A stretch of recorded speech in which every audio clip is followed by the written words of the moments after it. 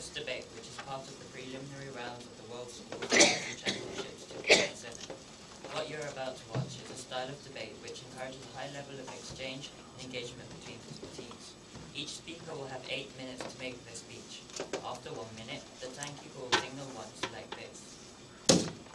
After this sound, the debaters on the other team may offer points of information to the speaker.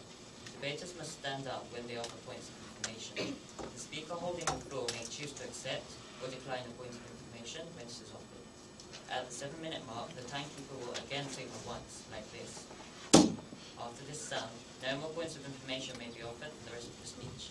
At the 8-minute mark, the timekeeper will make a double signal, like this. After this sound, the speaker must conclude within a few seconds. There will be a short break at the end of each speech for the adjudicators to complete their notes. After the 6 main speeches, each team will have the opportunity to make a 4-minute reply speech. This can be made by either the first or the second speaker of the team. No points of information are allowed during reply speeches. The opposition will make their reply speech first. Before the debate begins, the audience are reminded to switch off mobile phones, pages, and anything else which might disturb the debaters. Should you need to exit or re-enter the room for any reason during the debate, please wait until the end of the speech to do so. The proposition team for this debate is team from South Korea. The first speaker is Habin Chong, the second speaker is Seo Im, and the third speaker is Won-Jin Chang.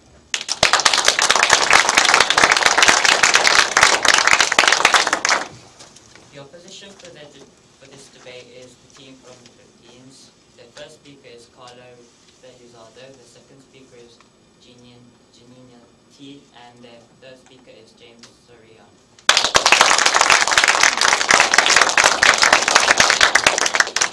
The adjudicators for this debate are Mr. Simbande from Pakistan, Ms. Clara Rian from New Zealand, and Mr. Yoni Koran from Israel. The motion for this debate is this House will limit media reporting of terrorist atrocities.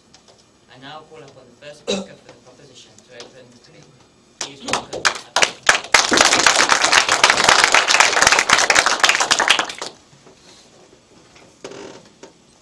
Good afternoon, ladies and gentlemen. Now, every one of us in this room knows that there is a fine line between rational thought and unnecessarily driven emotions. And that is why I, as the first speaker of proposition, is proud to present the Team Korea's case of this House would limit media reporting of terrorist atrocity to protect the public from unnecessary amplification of fear. Now, ladies and gentlemen, before moving on to the main contentions of this debate, let me proceed on by setting the parameters of this debate. Now, limit would refer to preventing access to visual images.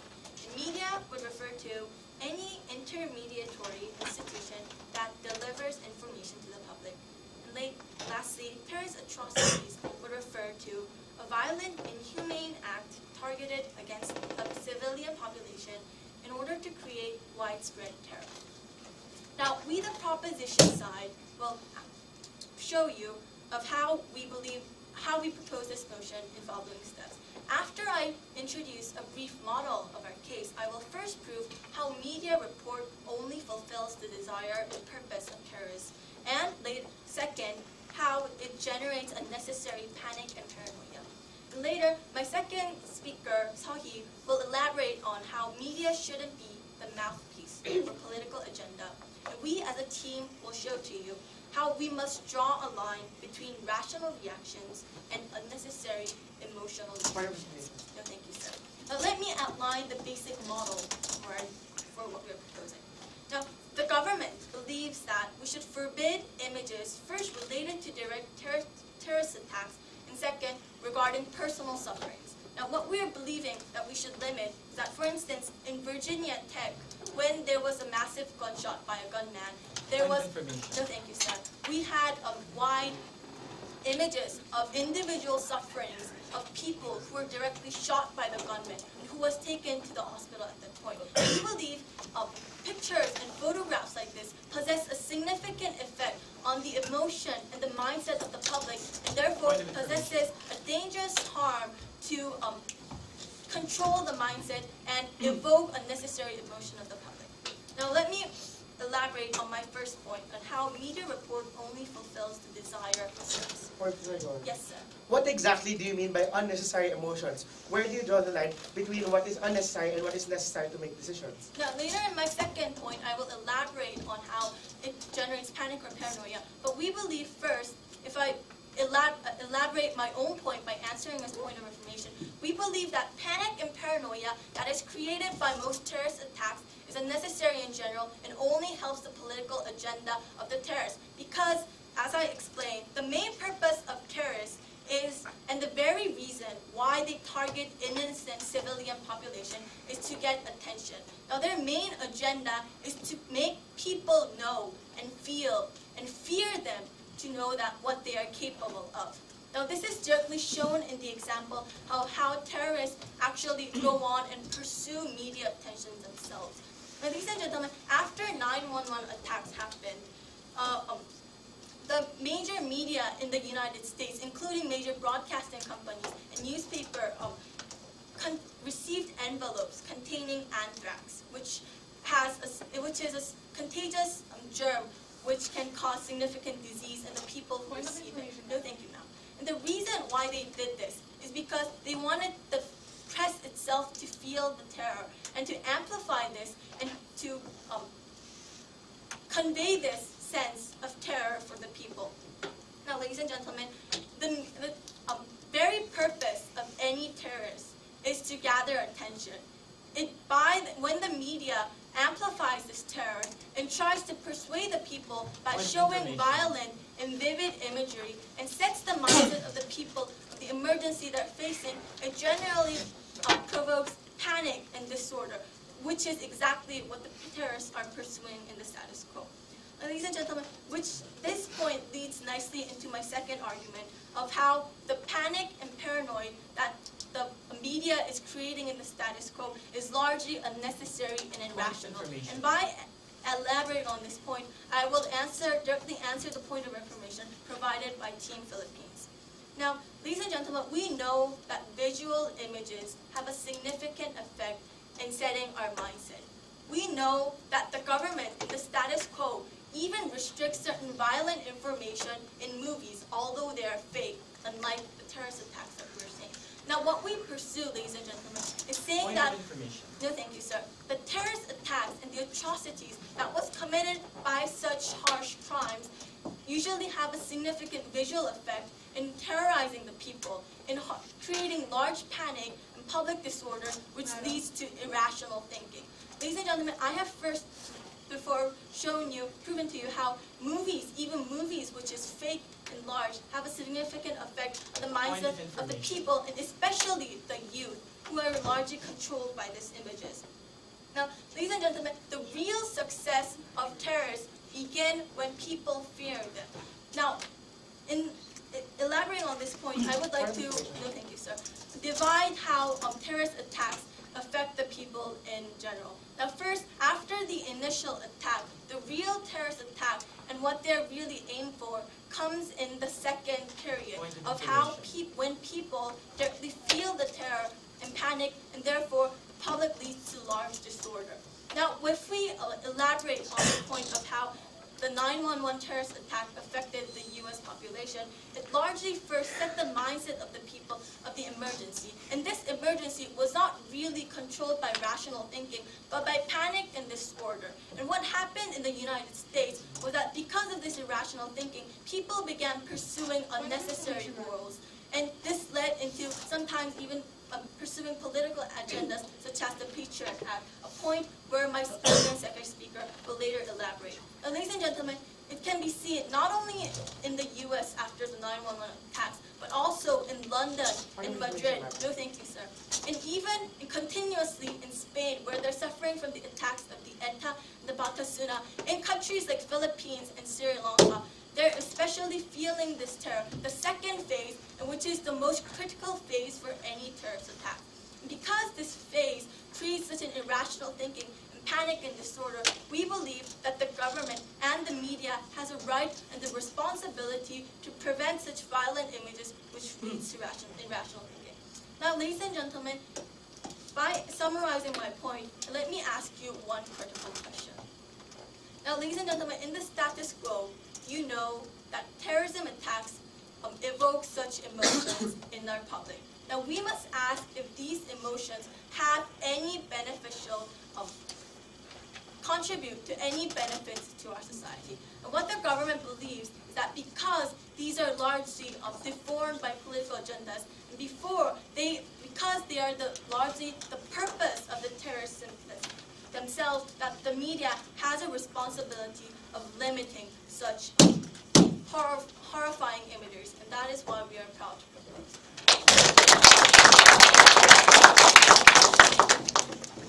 The speaker spoke for 8 minutes and 5 seconds. And the first speaker of the opposition team, and now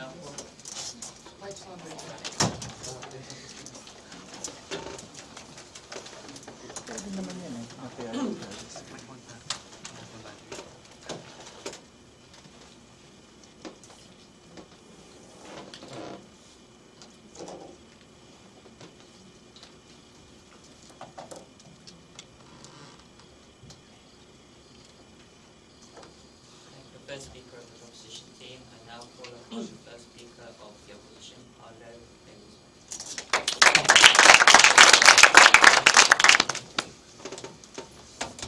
Sweeping something under the rug has never been the solution to any problem. In a fight against terror, we say that the last thing you want is people not knowing what is going on, or people not knowing the gravity of the things that are being committed against them. We say, therefore, that it is just and advantageous for governments not to place limitations on the kind of images and the kind of media that they publish about terrorist atrocities, as earlier defined by the Prime Minister. And we will argue this on 2 levels. I, as the first speaker, will talk about how the policy essentially violates responsibilities of involved parties. And my second speaker will talk about how it is more dangerous for the state of security and order for the policy to ensue, and how this is a better form of forwarding the interests of terrorists in their side. Now, before I go on to my case, I would like to rebut three things coming from the previous speaker. The first thing is their banner statement of they do not want unnecessary emotions and they want rational thought instead. We have 3 questions to that, or 2 questions rather. First of all, what is unnecessary emotions? Where does the line draw? Where do you draw the line? No, thank you. Not just yet. Furthermore, we ask, what is bad with using emotions to make decisions? Things like the civil rights movement and things like the Patriot Act, as they mentioned, were done in fact through emotional resonance. In these cases, emotions are clearly integral. No, thank you, and clearly important in making certain decisions about your policy making. So, what exactly is wrong with that? Further on, just to rebut the example that they brought out about Virginia Tech, that incident was not an incident of terrorism, just to clarify that for the debate. But for the first argument that they presented, on the idea of how media reports are manifestations of the success of terrorism.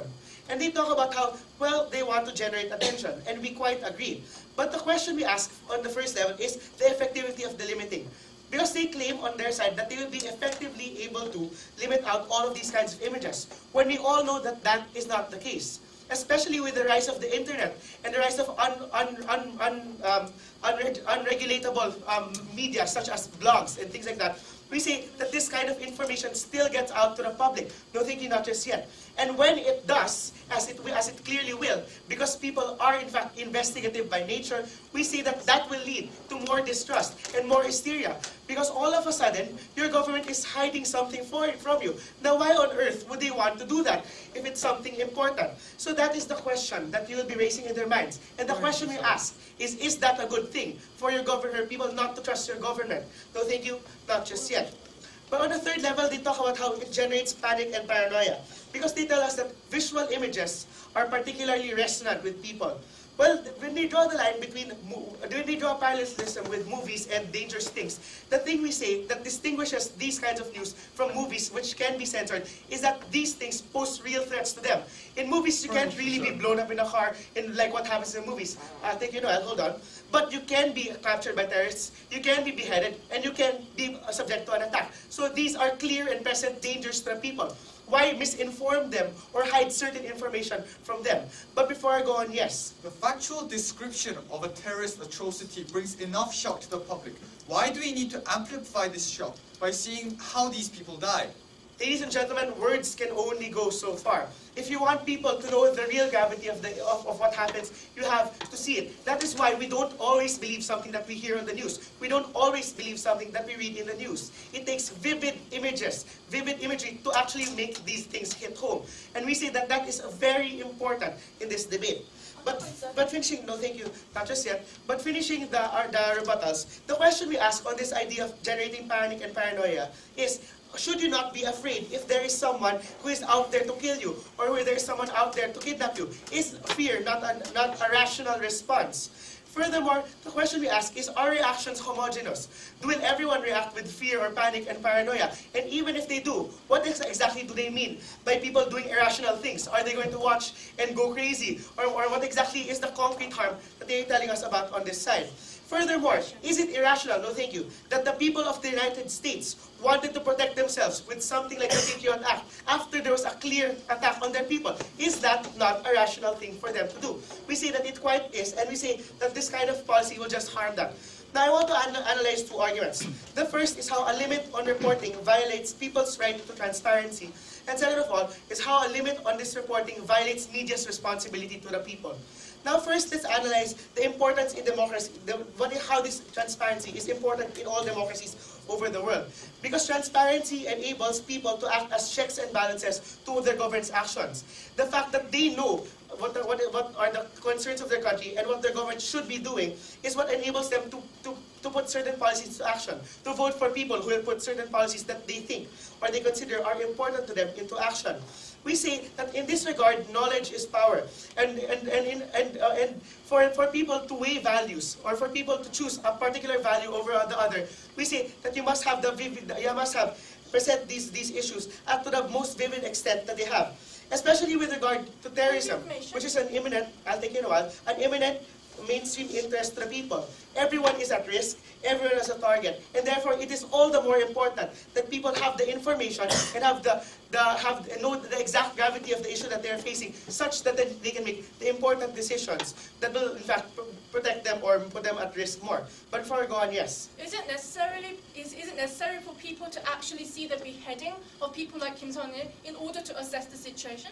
Ladies and gentlemen, for you to know the gravity of the situation, words cannot be enough. If I tell you that someone is killed, you might just be able to shrug it off. But when you see just how atrocious it is, when you see just how brutally they murder these people, this will make it hit home. And that is why it is important that people know, because it's not just enough for people to know that something is happening, but to know how important is it. Because people make policies, ladies and gentlemen, no thank you. And we say that we allow people on our side to make an informed choice. We allow people on our side to use their emotions, to weigh certain values in their dilemmas of what kind of people to put in power, what kind of policies to push forward in their parliaments or whatnot. But on the second argument, I want to talk about how a limit on this reporting violates media responsibility. Because the policy essentially hides certain graphic imagery, no thank you, and details about the war on terror. Whereas the flip side of the war on terror, which is the victories on the war on terror, are being shown without any limitations whatsoever. Now, the media's responsibility in this debate is to be honest and true to the people. They should be the bastion of unbiased presenting of any situation within the country. And clearly a limit is a lack of honesty because something is being hidden. But even worse is the fact that it gives a false sense of security in a situation like this, where there is a clear present danger. Because we say that when people do not know the gravity of the issues around them, they tend towards complacency and do not tend toward vigilance, which is increasingly important in this debate. And we say that removing imagery is important in forwarding this kind of a mindset. Removing or including imagery is important in maintaining this kind of a mindset. So at the end of the day, we say that the kind of limiting that they want to do will only make things worse by making a government look irresponsible, by making the media go against its very core principles of honesty to people and being unbiased. And we say that this can only be a bad thing. Thank you. The speaker spoke for 8 minutes and 4 seconds.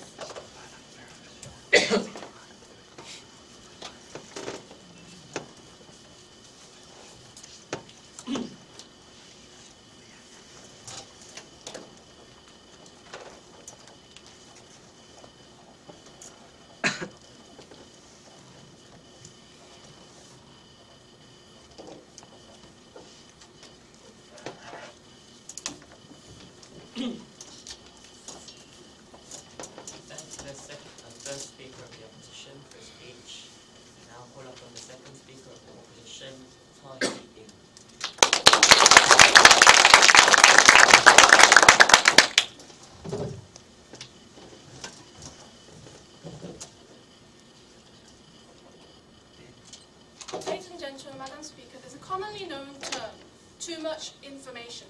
This is the case that applies in today's debate, ladies and gentlemen. We say it's unnecessary for the general people to be always paranoid and afraid of a plane crashing into their apartment building, to have dreams of people becoming beheaded, blood spilling on the ground. This is the government's stance, ladies and gentlemen. We believe that information should be restricted when it causes fear and paranoia among the general public, when it makes governments use that as when it makes media become a mouthpiece for political agendas. So, ladies and gentlemen, my first speaker has already elaborated on how media reportings of terrorist atrocities feed into the desires of the terrorists and create fear and paranoia. I, as second speaker, will be elaborating on how the media should not be a mouthpiece for political agenda. But before I move on to my own substantive, I'd like to address three major issues that our first Filipino speaker had against our case. Firstly, on the issue of unnecessary emotions, what are they? Secondly, the issue of how people should have the fear. And thirdly and finally, the issue of the responsibility of the media.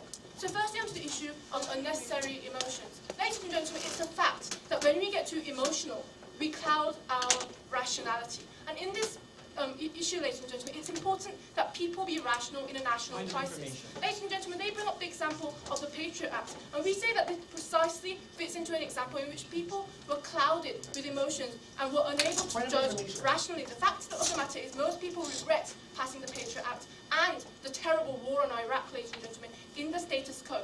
Back then, when 9/11 happened, people were clouded with emotions of graphic imagery of planes crashing into the Twin Towers. And ladies and gentlemen, it hindered them from making the rational decision. This is why we on Team Korea believe that it's important for people to keep their calm in a situation of national crisis. No, thank you. But moving on to the second issue.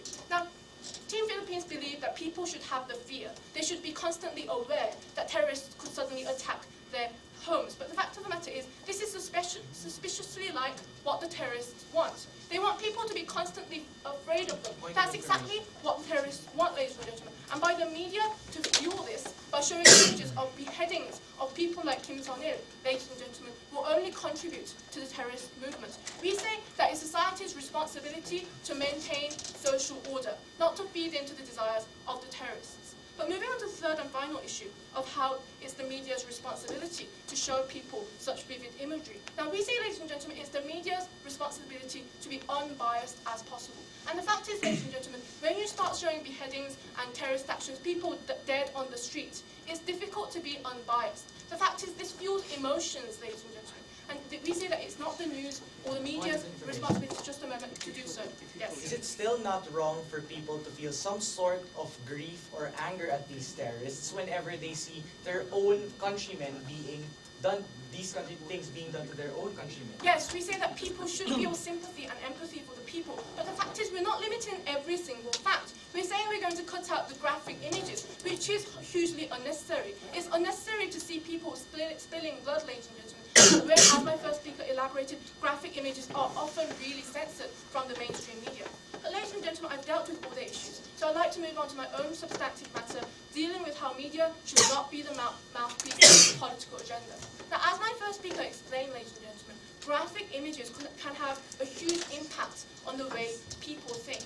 And we say it's dangerous for the media to feed this in and influence the people in order to promote their own political agenda. And the fact of the matter is, many governments are sensitive to the way people think on viewing the war on terror, because it's mainly on how governments respond to the war on terror. In cases such as the Patriot Act, the US government needed people's support in order to push for the war on Iraq, in order to push forward the Patriot Act, which actually decreased the people's personal liberties in a huge way. And we see the media feeds into this by polluting the people's minds with graphic imagery. This is what happens, ladies and gentlemen, especially in the case of the impressionable youth. Because the impressionable youth often don't have the ability to take things in critically. They don't have fully developed frontal lobes, which allows them to think critically. And when they see graphic images, usually they absorb it in like a sponge. And the fact is, this creates the public mindset in order to push forward their own political agenda. So, ladies and gentlemen, I'm going to analyze this majorly in two aspects. Firstly, from the countries that commit the terrorizing actions, and secondly, just a moment, in countries who are terrorized, in the perspective of countries who are victims of terrorism. Doesn't omission similarly pose a form of from forwarding a political agenda in itself, in that the government is trying to portray itself as successful and not as feeling the war? No, ladies and actually showing terrorist actions, many countries which perform terrorism promote the fact that they're succeeding. And I'm going to analyze this further in my very next point, which deals with how terrorizing nations use the media in order to fuel their political agenda.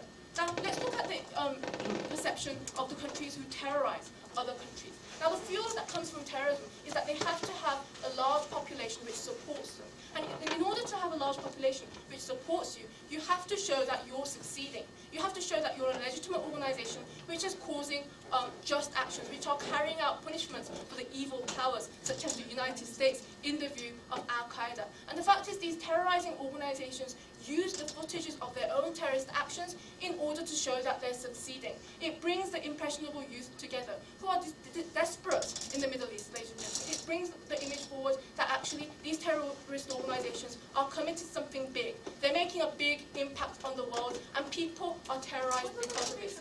And this shows, ladies and gentlemen, that they're succeeding, and it influences the youth who live in the countries who commit these terrorizing actions. An excellent example of this would be actually 9/11, the most major terrorist action we remember in recent history. By showing the Twin Towers being attacked by the two planes and showing the crumbling of the Twin Towers, this held a huge significance which went beyond the crumbling of two buildings. The fact is, ladies and gentlemen, by showing the image of the plane crashing into the Twin Towers, it showed an image of the United States of America crumbling down. And this was exactly what fueled the terrorist movement in the Middle East, ladies and gentlemen, because this image of the planes crashing into the Twin Tower was engraved into the minds of the impressionable youth. It was a beacon of hope, this graphic image, ladies and gentlemen. And we say that this showed that organizations such as Al-Qaeda were successful in their efforts, and this helped promote the terrorist efforts, especially in the Middle East, in the case I've explained. But also in the countries that are terrorized, it actually promotes these countries to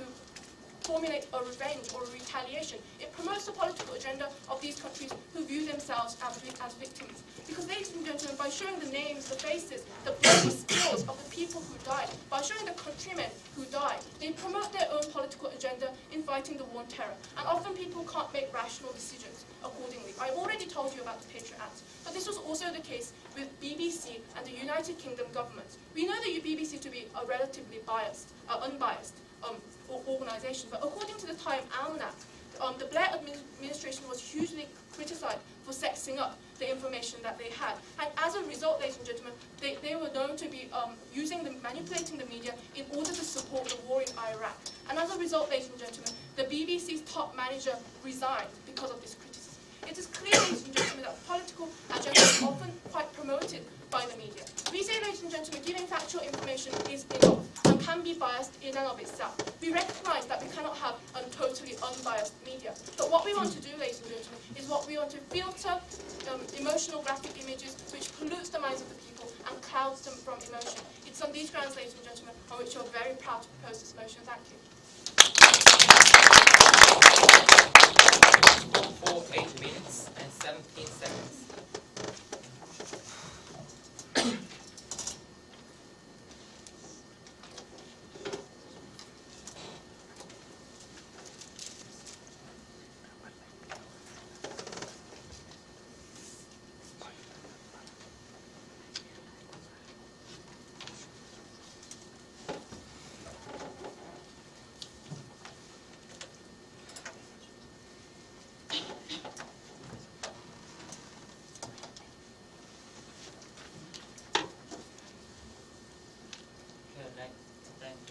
Speaker position.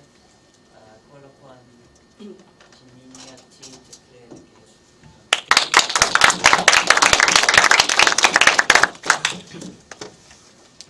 Sorry.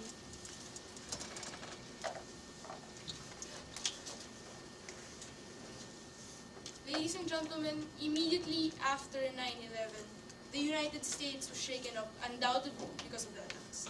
They saw the terrorist threats that they've been receiving for years actually crystallized right before their eyes.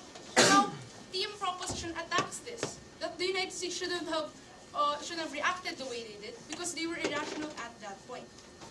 Ladies and gentlemen, when you are a victim of that kind of attack in that grand scale, and you saw what you thought before would never happen actually happen right before your eyes, we question, would it actually be better that you go with proposition side in saying that don't do anything first, think for maybe 2 years and then pass a law after because you might end up regretting it later. We say no. What the Americans did was react to something. And we say that's completely justified.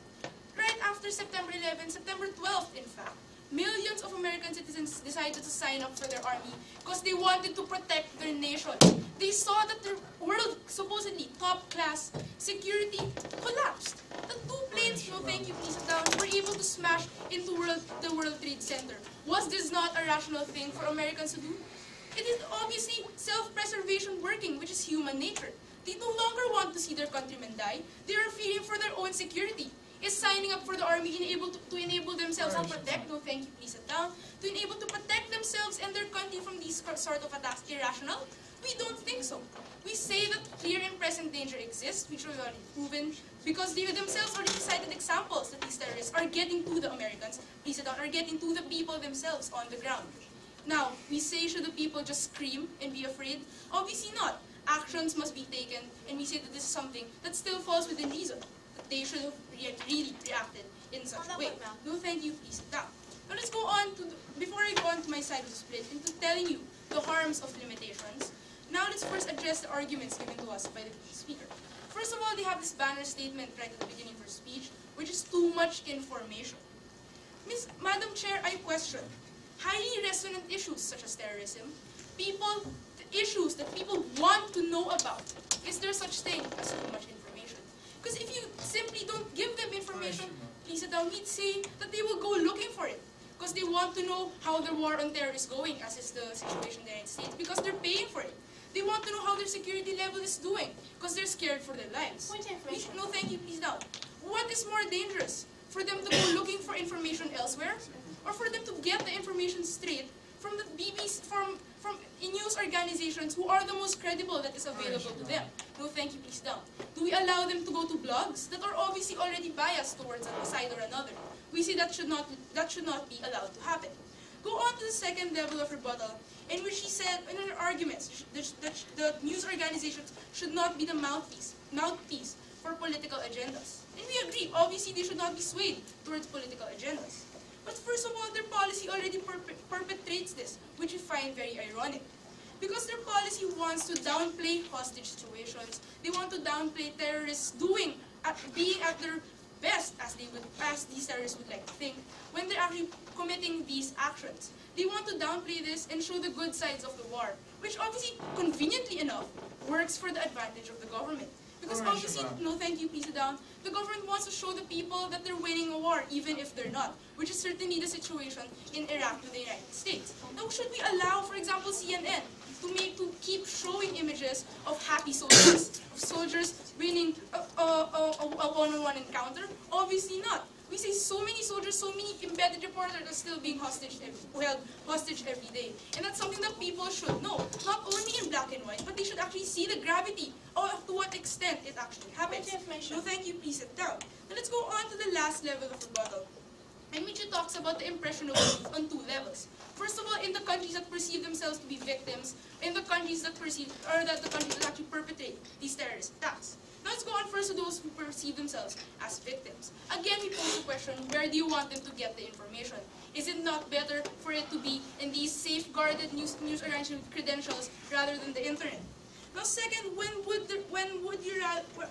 terrorists in the countries themselves perpetrate, thank you, please hold on, that perpetrate terrorism in their impressionable youth, what they actually want, contrary to their belief, is not people who is afraid. It's people who don't know how to react, and people who don't know what to do because they're clearly misinformed. We shall be discussing further later on. Before I go on, yes? Why do you have to see visual graphic images in order to understand the situation and be properly informed? We've already answered this time and time again. It's the gravity. It's not simply that 3 soldiers or 3 reporters died. It's how they died and who killed them. That's what tugs at the heartstrings of people and makes them react. And we say that emotion is something very vital. Let's go on now to my argument on how limiting creates distrust between the people and the government. Terrorists intend for these videos to reach the people. When they release a video, this does not simply get sent to BBC or to CNN. Terrorists make sure that they find ways to get it elsewhere.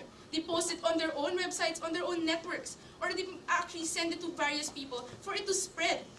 therefore actually making sure that even if a government decides to block this, people will still gain access to this. Terrorism, no, thank you, please sit down. When you take these out of mainstream news with news organizations with credentials, which is supposedly the most unbiased and credible news sources, you leave people to find it elsewhere, whether intentionally or unintentionally. Maybe they just receive it through email or click it on YouTube by accident, or whether they were finding it on their own. This is where these non-mainstream sources come in.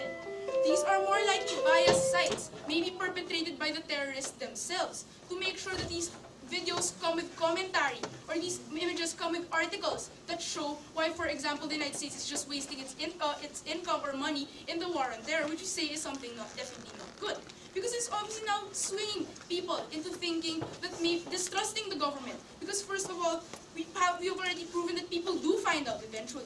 Now, no, thank you, please down. They actually find out that the government was trying to shield them from real magnitude. The government was trying to shield them from what the government perceived as maybe too much for them. Giving off the image that maybe the government is losing. That's why they have something to be ashamed of. That's why they don't want these images coming off in mainstream news organizations, because they're ashamed of these images, that they weren't able to preempt these kinds of attacks in the first place. People will not know, therefore, what to believe, because their government themselves tried to trick them into thinking that they're winning a war, and people will not know how serious the situation is, and therefore how to react. Now we question, will they be able to make a responsible and informed choice towards the reaction towards what's going on with these terrorist attacks? We say no, because for one thing, they already have something against their government from trying to hide them from what is really going on, from where their taxes are going. They already tried to hide this and shield them and blunt the effect. Second is that they have found that they had to find out through means that are already biased. Therefore, their choice or their reaction would already most likely be swayed towards the terrorists, which would even translate to the victory of the terrorist wants. Because now the terrorist wants the people of, for example, the United States to believe that their presence in Iraq is useless, that they're fighting a losing war. Therefore, what will these people do? They want to pull out their troops, maybe compel the government to give in to the terrorists. And obviously, this is something not good for the government, because obviously they want to still put up the fight. Now let's go on. Now, at the end of the day, we say that the government has the responsibility to be honest. Especially in a democratic model, that the government should not be even keeping anything from the government in the first place. Especially democracies that are founded on transparency as one of the main pillars. Should we allow the governments to say to news organizations to keep certain images and videos out because they think that people can't stomach it? Definitely not. So we tell you, beg to oppose. 8 minutes and 27 seconds.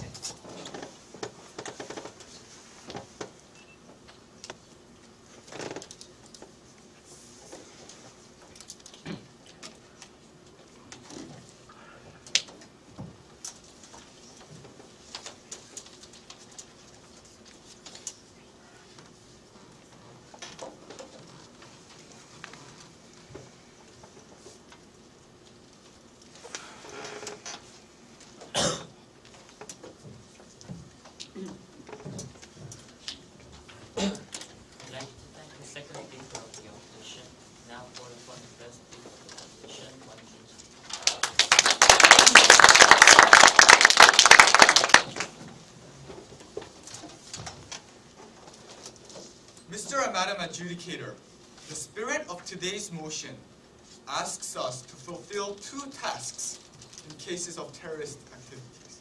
First, we need to uphold public's right to know and inform them of the situation, inform them of the atrocity.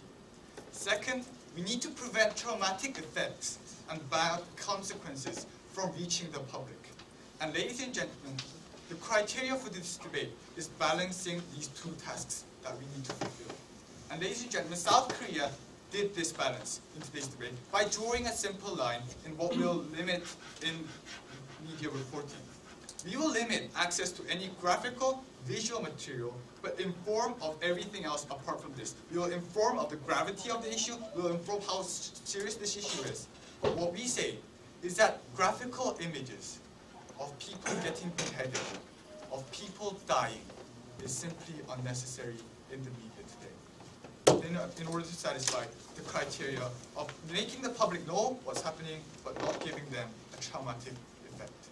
Now, before I delve into the specifics of my matter, let's just have a look at what Team South Korea did in today's debate. Our first speaker, Habin, has shown you that media report only fulfills the desire of terrorists and generates unnecessary panic and paranoia in the public sector. Point of information. Thank you, ma'am. Sir. Our second speaker saw you prove to you that the media shouldn't be used as a mouthpiece for political agenda. And we as a team proved that yes, we sometimes need to limit media reporting, especially in cases of terrorist atrocities, when it deals with the killing of people, when it deals with the beheading of people, ladies and gentlemen. So taking into account these arguments and those that Philippines has brought up in today's debate, I'm going to do two things. I'm first going to present to you a critical question that we have to answer by the end of today's debate, and then I'm going to analyze how each side answered this question. So what is this question, ladies and gentlemen? This question is, if the media serves a purpose that goes against the benefits of our society and our public, do we have the right to step in and take a certain measure? And we believe absolutely yes. Point of information. Yes, sir. Don't you agree that even in your model, it is impossible to stop people from looking into these images? Therefore, you play into the hands of terrorists. That is either exactly way. what I'm going to do as I go to your speech. Now, what I'm going to do, in order to answer this question, I'm going to deal with the arguments proposed by the opposition. But before I go on, I'd like to first deal with the POI. Now, they're saying that our policy simply won't work, simply because people will somehow get this access. Ladies and gentlemen, we believe that today is a value debate, and simply attacking our whole case on the practicality issue is not enough. Even if we are to assume that we do need to deal with the practicality issue, it is simple. We will just follow the policing procedures in the status quo that deals with the censorship of most material in the media today. And we believe that will be sufficient in deterring a majority of the detriments that will come to our society. So let's go over our case and see how the Team Philippines approached this question and how they answered it.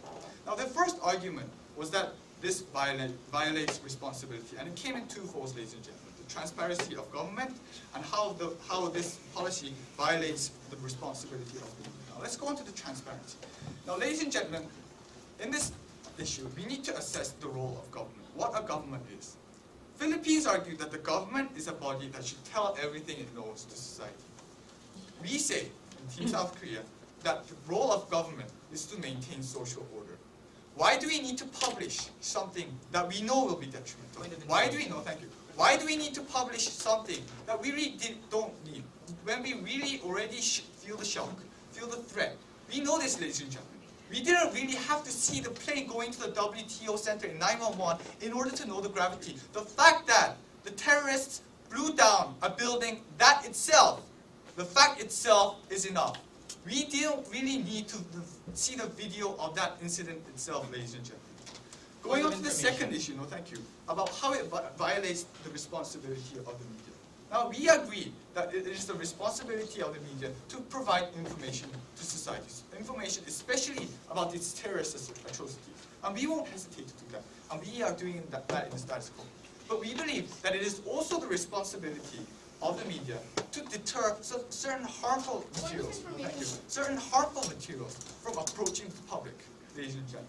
So we say, we give the information, we notify the public of how grave a terrorist atrocity is, and we have sympathy with the public, ladies and gentlemen, just wait. But then we say, showing the scene of the terrorist crime itself won't be necessary. Yes, sir. You cannot draw comparisons to movies or other things that government censors because precisely it's a security threat. It's a threat against the very lives. Yes, it's a security, but just because of the fact that we don't see a certain terrorist beheading someone, it doesn't mean that we're certainly going to face a certain issue with less gravity. We know when a terrorist atrocity occurs, when we know what's going on in our world, after the 911, simply by seeing the news, reading our article, we know the gravity. It isn't as if we need to see the scene itself in order to feel the threat and shock and thus act. We will act anyway, ladies and gentlemen. The fact that we see another graphical or visual material will do nothing.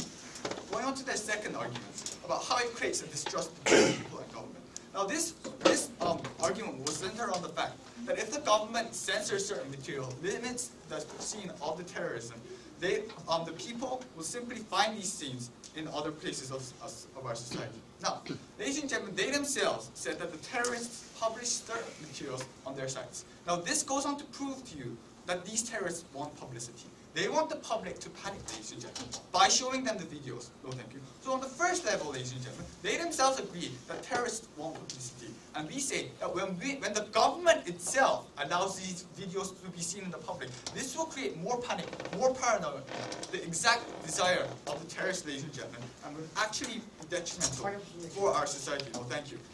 Now they said, furthermore, they said that this lack of graphics, this lack of videos in our society of these terrorist atrocities leads to less understanding. Ladies and gentlemen, as we have pointed throughout our case, we still understand the information of gravity. Come on, let's just face it.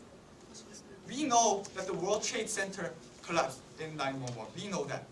And when we see the damage caused in our society with our eye, we know the gravity. We don't really need the video to prove that, ladies and gentlemen.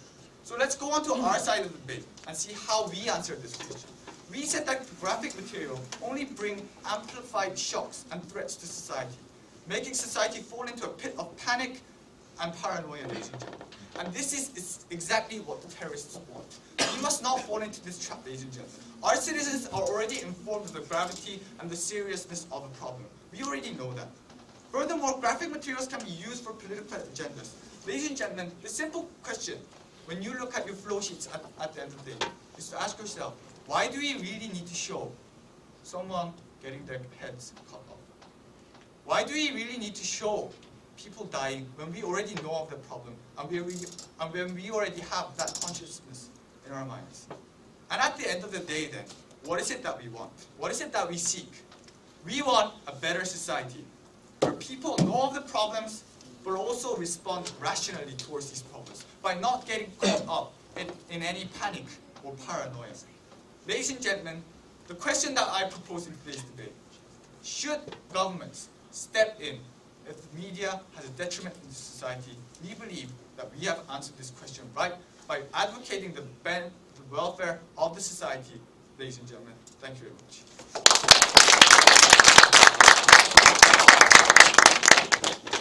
8 minutes and 25 seconds.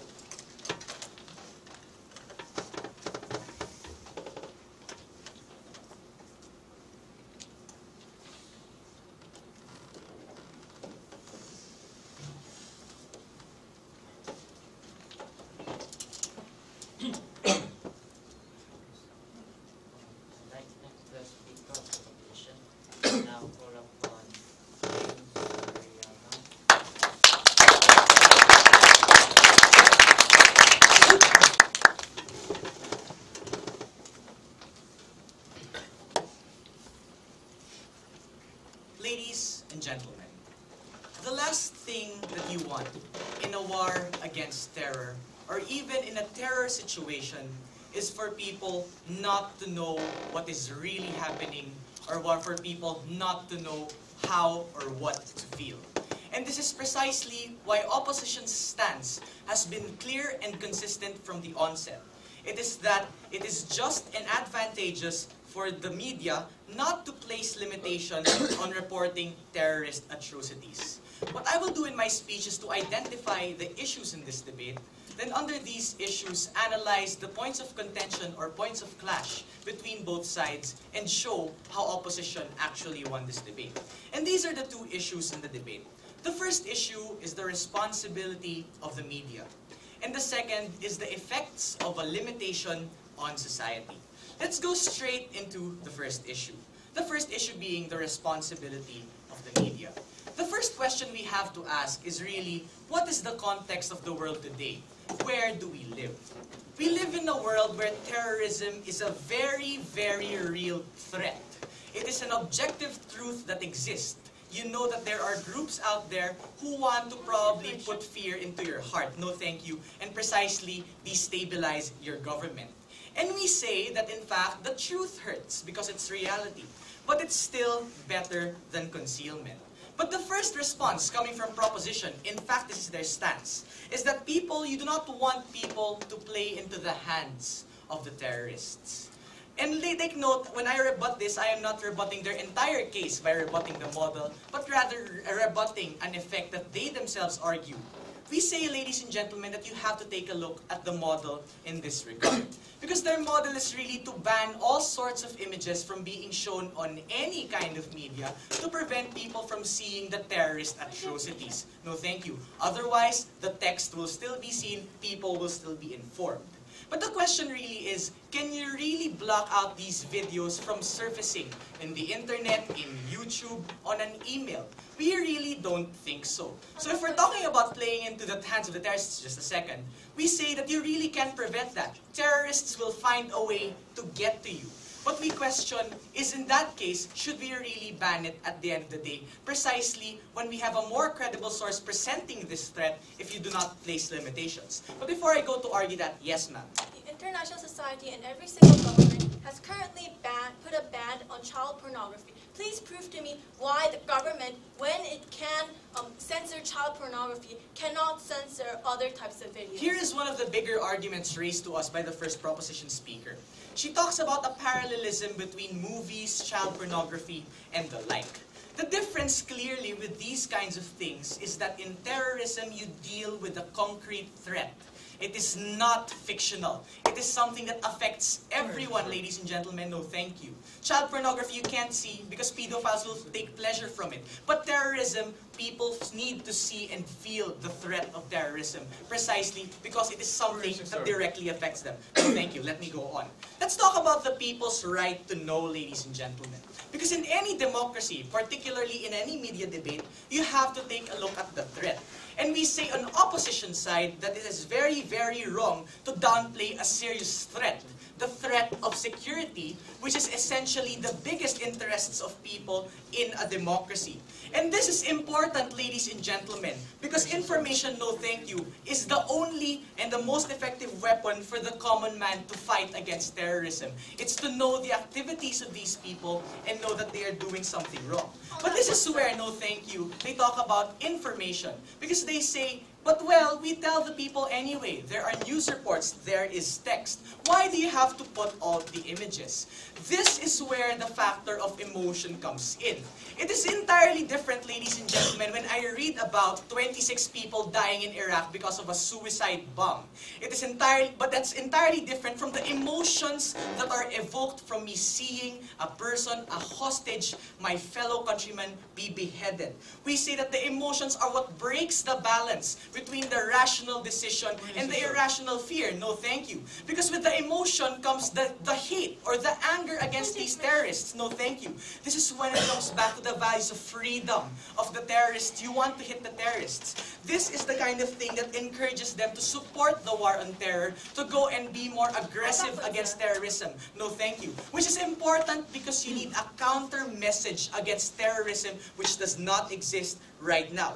We see that media, when limited, creates a false sense of security, and we cannot really rely on that, ladies and gentlemen, because you're merely shoving it under the rug. Let's go on to the second issue, the issue of effects on society after this point. Because they say that in fact it causes fear in the people.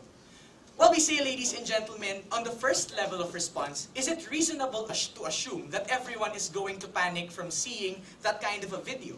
It's not as big as they say that people will suddenly rally in the streets because they see someone get beheaded. What's probably going to happen is an intense hatred or an intense dislike. No, thank you. But it is still important, we say, to evoke some sort of emotion. Because I don't mean to be philosophical when I ask, ladies and gentlemen, but I have to ask, what is wrong with fear? Is it irrational to fear that a person might be intending to kill your life, to end your life, ladies and gentlemen, and destabilize your government? We say that it is still important because Not that fear causes rationality. In fact, we contested this. We said that the emotion contributes to the decision-making because it goes back to your values as a person in a democratic society who hates the killing of these people. Last point, ma'am. So you're basically saying that it's right and justifiable to make decisions and provoke hate among certain people against certain countries. Ladies and gentlemen, I did not say anything of that sort. What I said was that the emotion gives you a sense of rationality. It brings you back to your values precisely because these emotions evoke something that is at the heart of every man. The love for life and all of those things. In fact, ladies and gentlemen, when we take a look at the paranoia caused by the 9/11 attacks, what did that do? On the very next day, 3 million people signed up for the US Army. What could be a better provocation of you trying to make a concrete stance against terrorism? I cannot think of any better a response. Precisely, the fear evokes something rational. But then again, they talk about media sensationalization. And because media will show that they're winning whenever they show these kinds of things. But let's compare the two paradigms. Because if there is no more counterbalance of atrocities and you show media images showing that you're only winning, isn't that a greater deception, ladies and gentlemen? We definitely think so. They talk about not perpetrating political agendas, but they do this themselves by showing that they're only winning, ladies and gentlemen, and that atrocities do not exist or exist only in the 20th page of the newspaper. And then again, they talk about media being biased. Well, ladies and gentlemen, we say it's still better than another lens, especially with mainstream media. Because this is where the opposition argued that other sources are even more dangerous when they insert commentary, or even if they don't, because it allows you to interpret on your own and you might not be able to do it perfectly. The problem is that it breeds a distrust in government for trying to hide something. And in fact, this is ultimately counterproductive to the fight against terrorism. In the end, you should not place limitations on the media because you need to to make the people know that there is a real threat and that you have to act on it and that you have to feel that threat for you to be able to act on it, such as what happened right after 9/11. Thank you. Speakers spoke for 8 minutes and 26 seconds.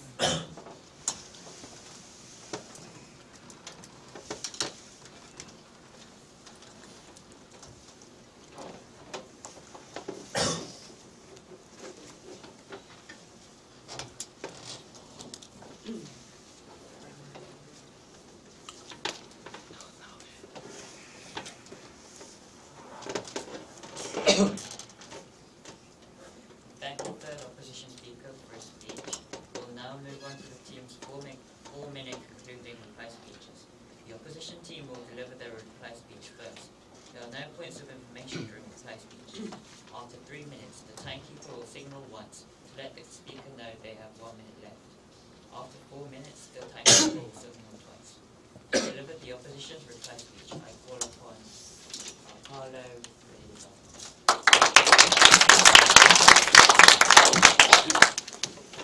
We want people to be protected. We want them to be able to make the best decision that they can. So the question in this debate is how exactly do we do that?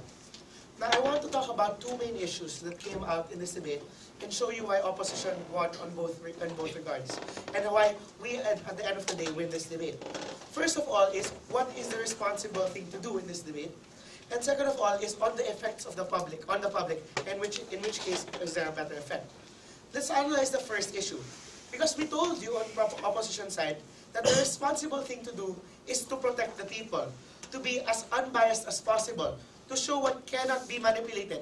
Images, videos, these cannot be changed, well, reasonably changed and portrayed through media, unlike words, which can be manipulated to portray a certain kind of feeling or a certain kind of slant. We told you that these are objective truths that can be portrayed to the people in the most unbiased manner possible. We also told you that it is important to allow informed choice, to give people all the information they need, to make decisions that will matter for their life and in their protection in themselves. But our proposition side came up here and told us, well, that's propaganda. And we told them, and our response to this on opposition side was twofold. First of all, that omission in itself is propaganda.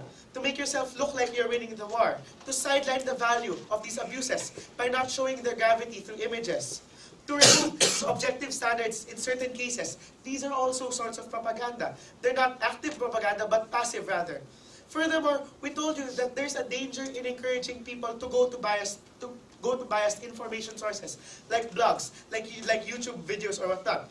Because we told you that if they're talking about the danger of encouraging people to join terrorism, if they want to protect that, then why are they encouraging these impressionable youths to go to places where it is sure that the information they get is biased? It is sure that the information is likely to tell them to either join this kind of cause or to go against it. We say that that's the danger we are trying to avoid. And we say in that regard that our side was the responsible thing to do, to provide the best kind of information to the people. But on the second issue, on the effects on the public, their first stance on this regard is the idea of words are enough to garner sympathy.